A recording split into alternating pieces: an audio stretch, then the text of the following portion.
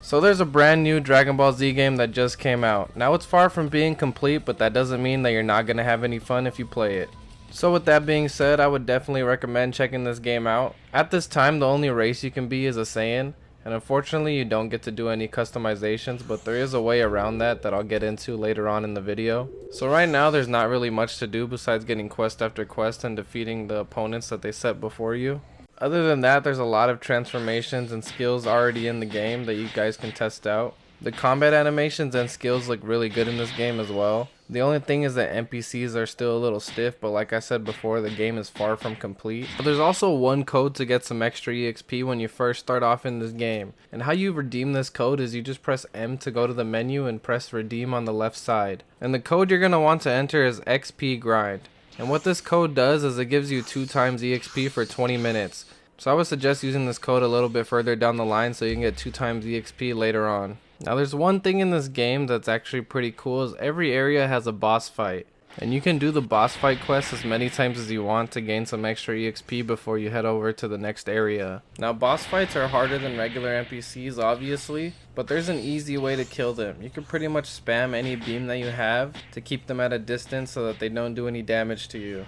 Hopefully though, when this game is complete, I hope that boss fights are a little bit harder and that they don't have any knockback, because I really felt like this was a big flaw in the game so far. But one thing I do suggest if you end up playing this game is don't waste a lot of time on the first boss fight, because after defeating him I realized that it didn't really give me that much EXP. But one thing I noticed later on after I got further down is that fighting the aliens for EXP is actually a lot better than anything else. So I ended up just doing the alien quest for about 10 minutes.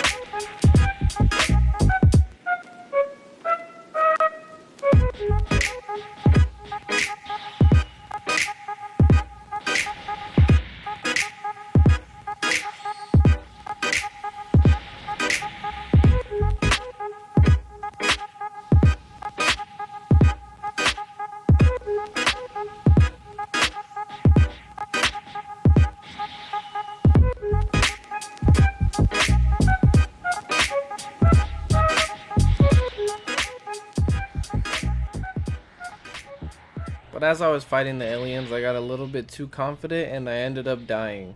Now so far in the game there's no consequences for dying, but it's actually a good thing.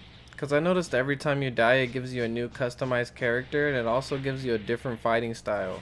Now every time you die you're not guaranteed to get a new fighting style, but it's a pretty high chance.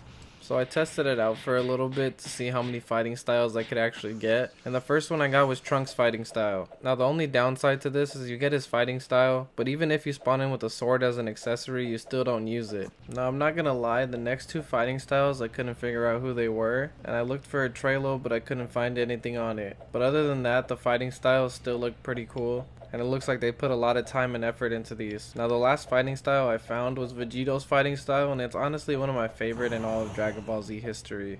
Every time I see Vegito's fighting style in a video game, it always reminds me when I was a kid watching the Buu Saga for the first time, and just how confident and cocky Vegito was. But now for the end of this video, I'm just going to show off some gameplay as a Super Saiyan with Vegito's fighting style.